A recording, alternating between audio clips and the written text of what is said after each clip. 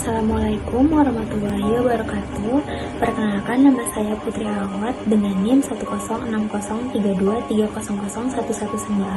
kelas TI 4703A. Di sini saya akan mempresentasikan dengan merancang satu apartemen one bedroom mata kuliah interior digital. Kemudian di sini terdapat daftar isi dari presentasi saya. Yang pertama itu saya akan membahas visual representatif, kedua pendahuluan, yang ketiga analisis lokasi, yang keempat program ruang, yang kelima desain konseptual, yang keenam desain final, dan yang terakhir studi teknis. Di sini saya akan membahas visual representatif yang memperlihatkan dua gambar, yaitu yang pertama terdapat workspace yang akan dimanfaatkan untuk ruang kerja dan ruang game. Kemudian kedua terdapat kamar mandi yang sama sekali tidak menggunakan sekat atau shower box. Kemudian di sini saya akan menjelaskan mengenai biodata klien saya. Klien saya bernama Ibu Tiara Radinska, jenis kelamin perempuan, tempat dan tanggal lahir Jakarta 13 Agustus 1995, tinggi badan 165 cm, profesi sebagai dosen, kepribadian INFP, hobinya bermain game dan menggambar, kesehariannya bekerja, bermain game, dan hangout bersama teman-teman. Di sini terdapat pendahuluan yang dimana saya akan menjelaskan latar belakang dari konsep desain yang akan saya usung. Konsep dalam desain apartemen ini mengusung tema Japandi minimalis dengan menyesuaikan keinginan klien saya dan kebutuhan klien saya, maka saya rasa penggayaan Japandi minimalis ini sangat cocok untuk klien saya yang menyukai ruangan yang terlihat clean, simple, dan hangat. Juga klien saya menyukai warna-warna terang dan juga memiliki keinginan furniture yang multifungsi dan adjustable. Mungkin kedua pertimbangan itu menjadi menjadi pertimbangan yang besar untuk merealisasikan konsep desain yang saya usung. Kemudian di sini terdapat referensi visual, yaitu ruangan pertama adalah balkon. Balkon di sini sedikit berbeda dengan hasil desain saya, yaitu saya sama sekali tidak menggunakan furniture untuk ruangan balkon karena dilihat ruangan balkon saya yang luasan ruangannya itu lumayan sempit, jadi menurut saya sangat tidak disarankan untuk meletakkan furniture seperti bangku, sofa, ataupun coffee table pada area balkon saya. Kemudian untuk ruangan yang kedua terdapat kamar mandi. Saya hampir sama untuk menggunakan mosaik keramik pada permukaan finishing dinding toilet saya. Kemudian untuk kabinet wastafel, saya menggunakan material kayu solid, dan juga pada kabinet itu dapat dimanfaatkan sebagai ruang penyimpanan mesin cuci mini dan litter box untuk peliharaan klien saya. Kemudian di sini terdapat referensi visual yang ketiga, yaitu pada ruangan living room. Saya hampir sama juga menggunakan kabinet atau backdrop TV, yaitu menggunakan material kayu solid. Kemudian untuk referensi visual yang keempat, yaitu terdapat ruang tidur.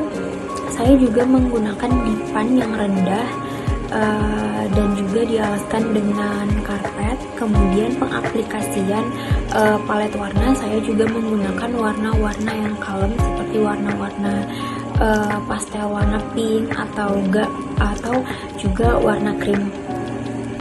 Kemudian di sini tercantum analisis lokasi. Studi kasus apartemen one bedroom saya berada di LRT City Sentul. Kemudian di sini saya akan menjelaskan program ruang. Kebutuhan ruang yang pertama yaitu terdapat living room. Kebutuhan di area living room, klien saya ingin memfasilitasi seperti sofa, meja, coffee table, dan juga elektronik seperti TV. Untuk space kosong di area living room, saya memanfaatkannya dengan mendesain kabinet penyimpanan untuk figur karakter game klien saya. Kemudian untuk ruangan kedua terdapat kamar tidur. Klien saya menginginkan menggunakan kasur queen bed dengan spesifikasi ukuran 160 kali 200 cm dengan dipan yang rendah. Juga ingin menggunakan lampu tidur yang pencahayaannya redup, kemudian juga menginginkan cermin full body. Kemudian saya akan menjelaskan kebutuhan ruang yang ketiga, yaitu walk-in closet. Di sini saya akan menyatukan walk-in closet dengan bedroom menjadi ruangan yang sama, dan saya akan mengisi kabinet lemari yang ukurannya tidak sama dengan ukuran-ukuran lemari pada umumnya.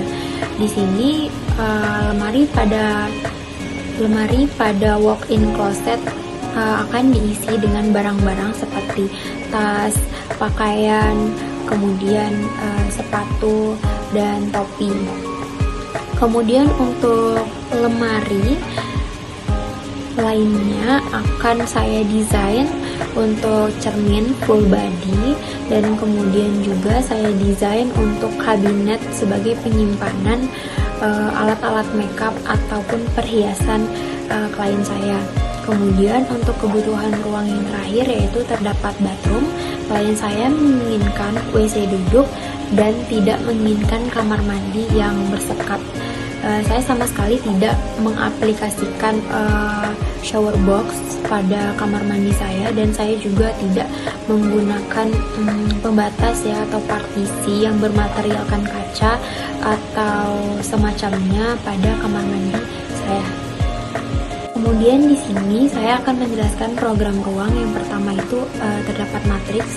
Di sini terdapat 8 ruangan. Yang pertama ada entrance, terus yang kedua kamar tidur, yang ketiga ruang tamu, yang keempat ruang game dan gambar, yang kelima dapur, yang keenam terdapat kamar mandi, yang ketujuh terdapat walk-in closet, dan yang terakhir terdapat balkon. Untuk simbol yang berwarna pink menandakan ruangan yang satu dengan ruangan yang lainnya itu dekat. Untuk simbol yang berwarna biru menandakan ruang itu sedang antara ruangan yang satu dengan ruang yang lainnya. Untuk simbol ketiga yang berwarna kuning menandakan ruangan yang satu dengan ruangan yang lainnya itu jauh. Selanjutnya di sini terdapat bubble diagram.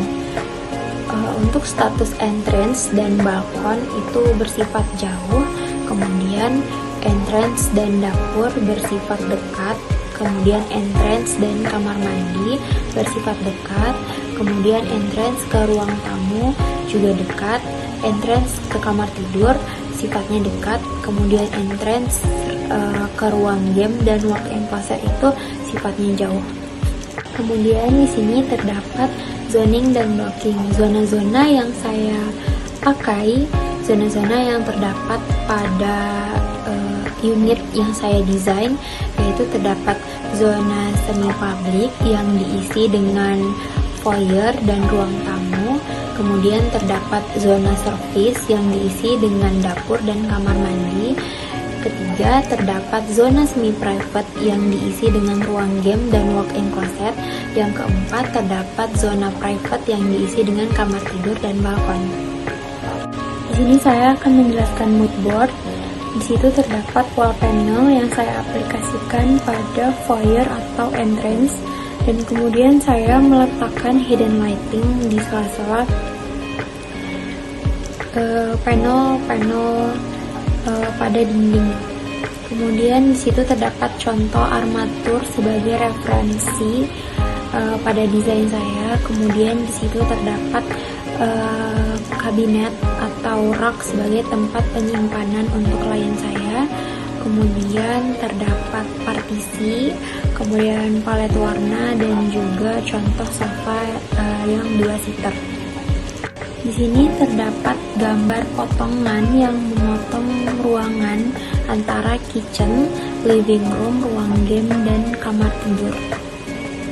Selanjutnya terdapat gambar tampak A yang memperlihatkan pada sisi kanan, yaitu living room yang dibatasi dengan partisi, kemudian disampingi dengan ruang game, kemudian pada sisi kiri terdapat kamar tidur.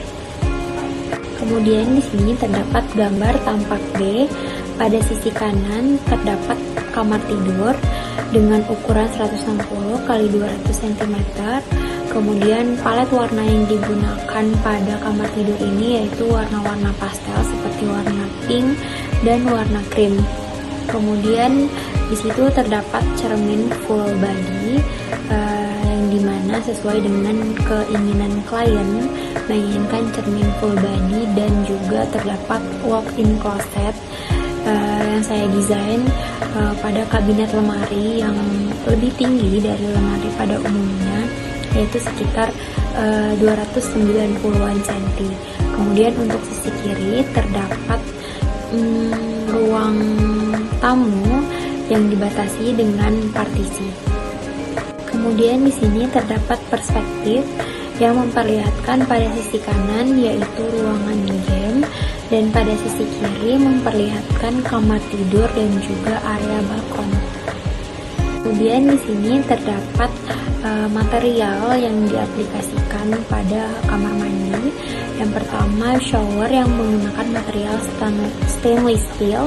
Kemudian yang kedua, finishing dari tembok kamar mandi yaitu granite tile yang saya pasang dari bawah ceiling sampai ke atas lantai.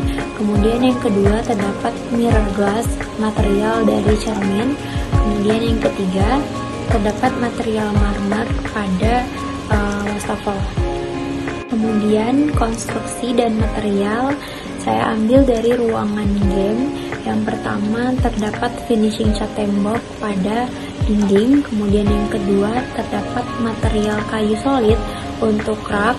Kemudian yang ketiga terdapat konstruksi MDF untuk kabinet penyimpanan dengan finishing HPL. Kemudian yang terakhir terdapat rangka kayu dengan yang beralaskan kertas loji. Kemudian terdapat material dari ceiling. Pada ceiling saya menggunakan pencahayaan hidden lighting dan downlight. Kemudian saya menggunakan material kayu solid dan gypsum pada ceiling. どんぐりをたどってもつきません森の小さなレストラン空っぽのポケットをまっさぐって忘れた人からたどり着く予約は一つもありません森の小さなレストラン空席だらけのランチ時小鳥がパタパタ笑ってるチュルチュンチュンチュンチュンチュンチュルチュンチュルチュンチュンチュンチュンチュンチュルチュンチュルチュンチュンチュンチュンチュンチュルチュンチュルチュンチュンチュンチュンチュンチュルチュン予約は一つもありません森の小さなレストラン空席だらけのランチ時小鳥がパタパタ笑ってるチュルチュンチュンチュンチュンチュンチュルチュン Kemudian untuk desain final di sini terdapat video 360 panoramik. Di sana terdapat QR barcode yang dapat di-scan.